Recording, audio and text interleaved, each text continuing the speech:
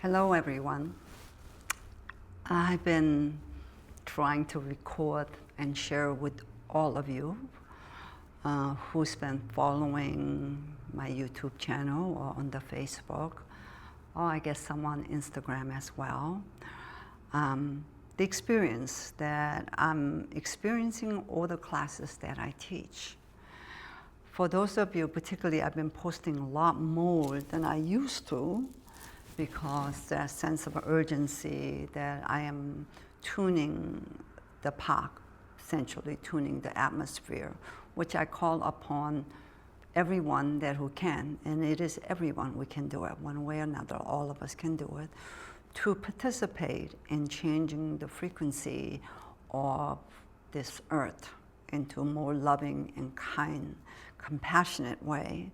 So, of course, I was given assignment, for those of you who knows, from, I guess 30 years ago. I wouldn't be necessarily telling people, which I started listening or hearing things over 30 years ago, or giving instructions by universe, by God, whatever you want to call.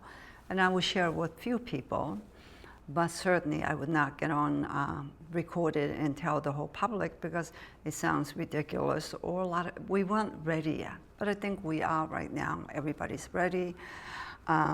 There's a lot more of us are meditating and understand the electrical current field that we are living in. That we are electrical beings. That literally, I took a photograph recently of water in day before full moon, and what came out in my pictures were not water. It was the wave of energy that within the ether itself. So that's the world that we live. The reason that I work on sound healing for 40 weeks, it is to see what the world looks like in next year by us changing our frequency, the tuning the earth from intensity, discord in this world. And I'm going to share with you my experience that took place 2 weeks ago today.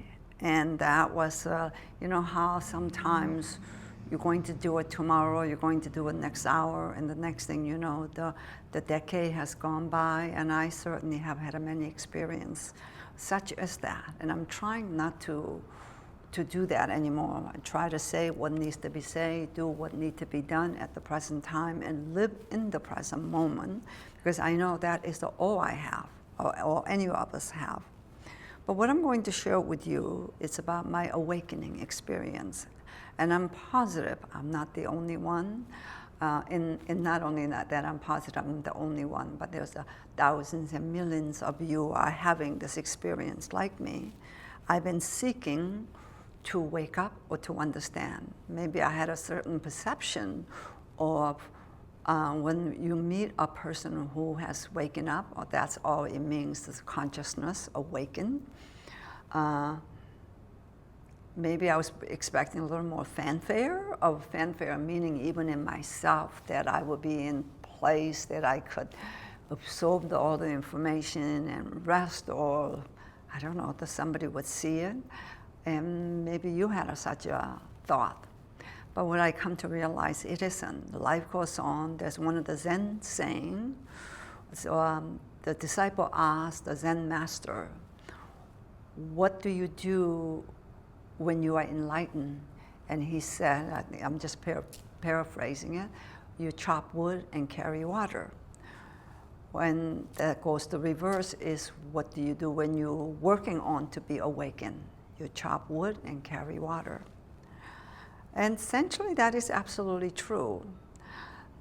Because after my experience, I said, literally, part of me just wanted to go and rest and contemplate and reflect on what I have just learned or understand.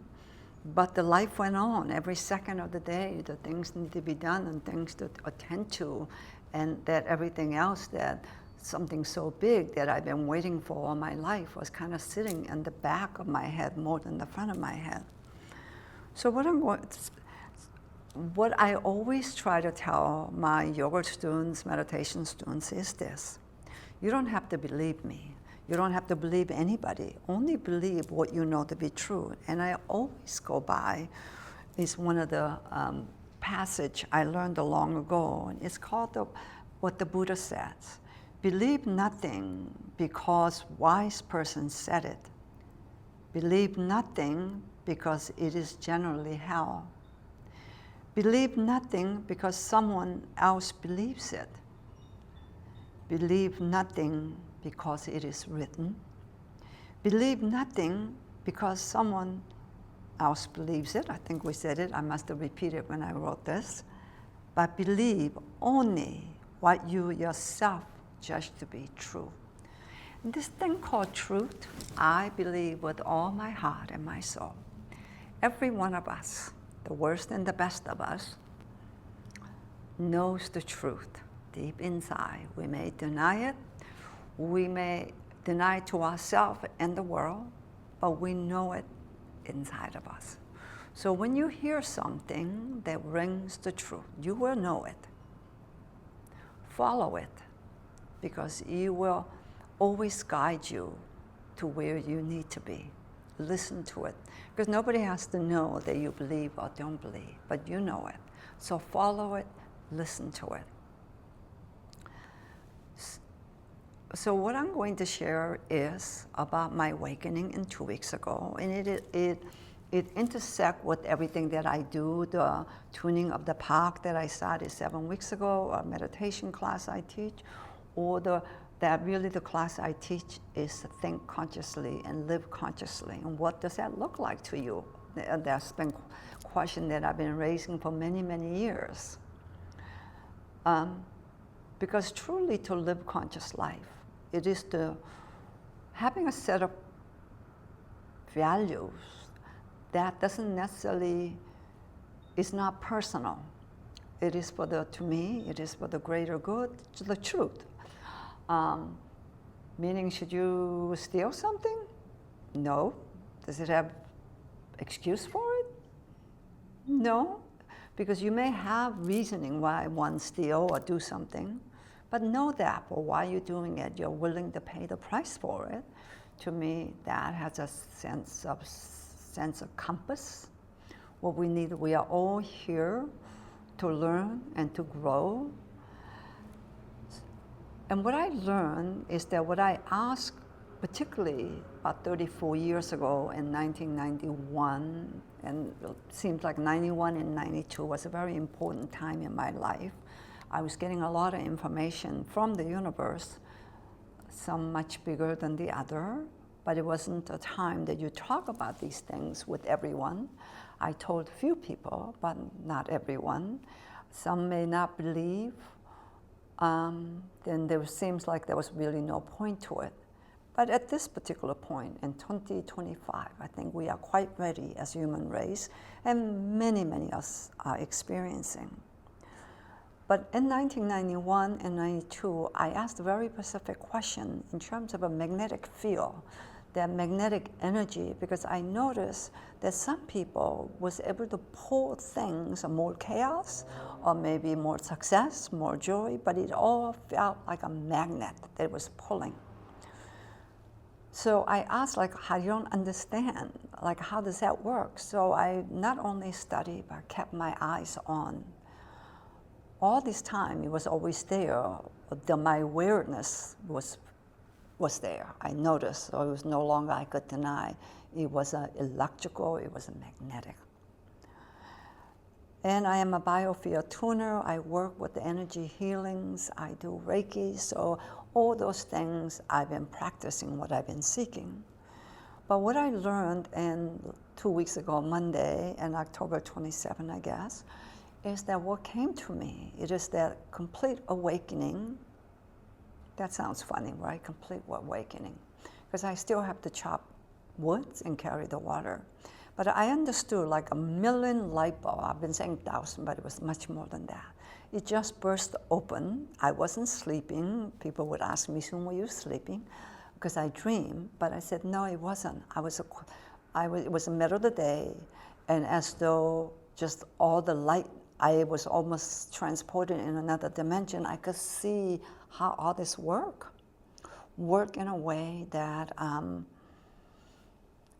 I understood how we got where we are as an entire human race from the beginning to now. That's a big statement to make.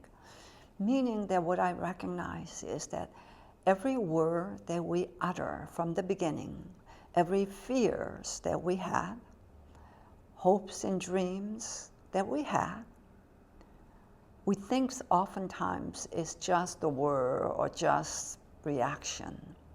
But nevertheless, it is a seed that we planted in the energy field. We are living on electrical system. It is all electric. It is all vibration from the beginning to now and continuously do so.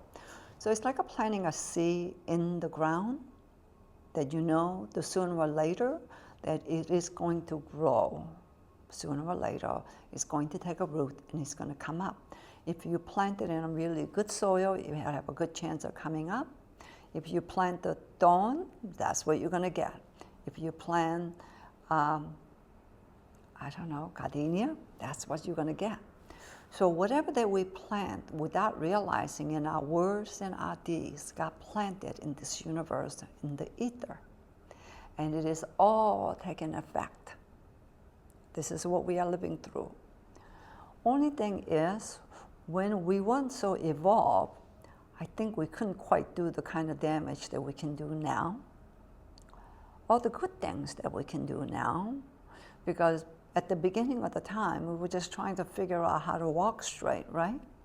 So as the more we learn, just like going to school, the smarter we get, the more damage we can do, or we can do the greatest work.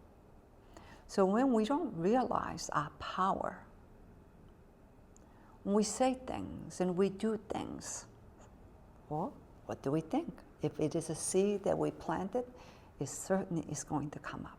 And this is where we are, because we did a lot of things unconsciously, not realizing that how powerful every single living being is. That's including animal and everything else, because we vibrate the currents, electricity. So once we realize how powerful we are, that every word that I say and you say, every feeling that we have, every hatred and joy that we have, that if we understood what kind of power that it carries, perhaps we think twice before we exercise it. Because end of the day, also, this is where it gets a little more complicated. It's not as simple as, law of attraction. You put out what you want and you get what you want. That's all possible. It does. It manifests very quickly, particularly in my world, seems to be lately. But the thing of it is, when we don't recognize the humanity, we don't recognize that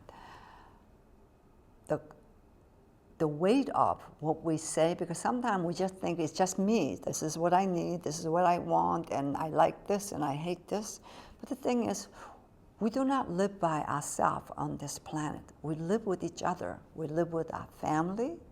We live with our friends. We live with our community. So some things we do just perhaps affect us. But I have a feeling that just me is seep into my closest friends, my loved ones, then it seep into their closest friends and family and goes on and on and on. So there is nothing is done in isolation. Everything has to be done with forethought and love. Really, it's as simple as that. Then how do we get there? Maybe just the beginning would be do everything in this life the way you want somebody else to do to you. Do everything in life the way you want to be loved,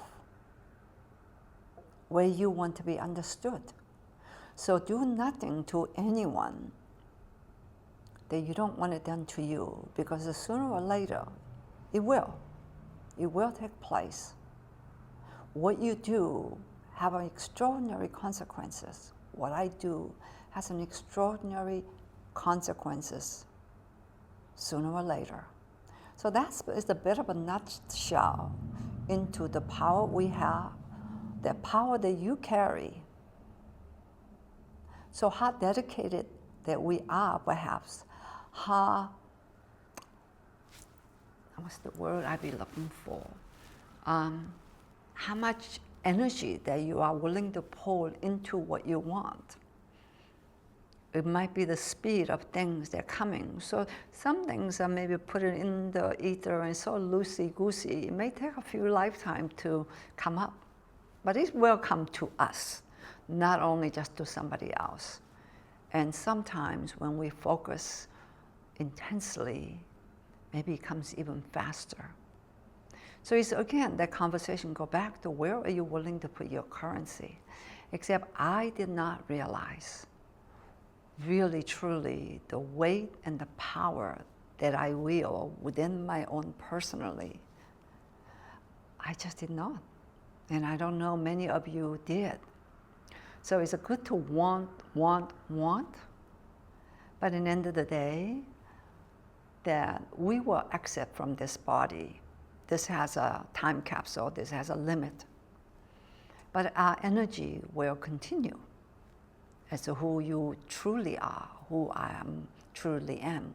And I don't think I look like this in my energy form. So it's aware, because this body will expire.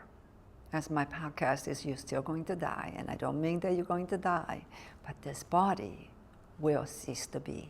So it's really the question is, what can you do with the enormous power that you have? How would that be best used? And if we begin to think about it, it's not the fixing the world, it is fixing ourselves, coming into peace and contentment and understanding that power that we have and begin to exercise that and begin to come into cohesiveness with ourselves.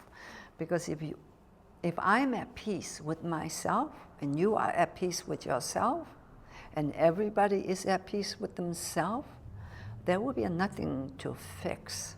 We all be willing to share, love, care, and be grateful for everything in this planet. And what would the world would look like then? So I'm not asking anybody to fix the world.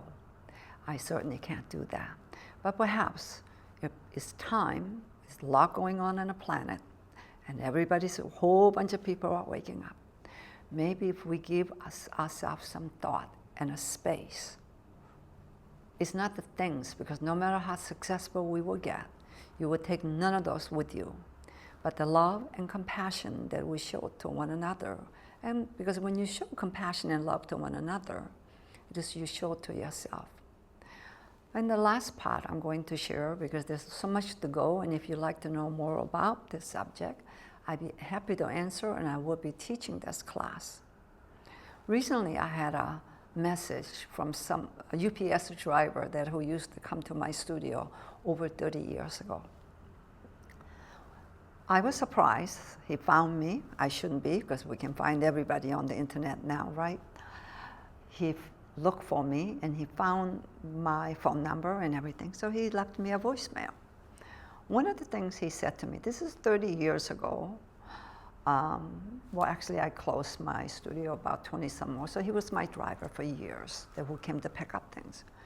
But he said, your studio was one of my favorite places that I enjoy coming, because you were so kind, always so nice. And what a gift to me that I provided, that something that he came to work, but that it was a place that he was comfortable, enjoy coming. My daughter told me a long time ago, and it is an extraordinary gift, and I'm sure you have it. These are things that remains with me, shapes me as who I am, because we witness each other and we tell each other as we should, the good and the bad things, not in a nasty way, but in a kind way that we can grow. One friend of mine said to me long time ago again, I was a flirt. And I said, I do no such a thing. I'm not a flirt. And I was telling my teenage daughter at the time, my friend Kathy says I was a flirt. And my daughter said to me, yes, you are. And I said, really? I was highly surprised. But her answer was even more profound for me. It is truly a gift, and I'm just sharing with you. She said, you make everyone feel very special. That's flirting. Everyone that you meet, you make them feel special. I'm not sure I did that with everyone. But it doesn't cost you anything to acknowledge humanity. It doesn't cost me anything to make someone feel seen, live. That was one of the greatest gifts that I received, and it lives with me in my heart, makes me be a better person on each day, because to recognize that I have such a capacity. You have such a capacity. We all have such a capacity. I'm not anybody special, anything extraordinary. I'm just trying to treat people the way I want to be treated, the way I want to be seen. That's all I'm doing. So if we could remember that, and if I was able to practice that, what a blessing. And what a blessing it would be if you are doing it, and if you're not, if you could do that. That would change this world. That would make this world a better place. I hope I gave you something to think about.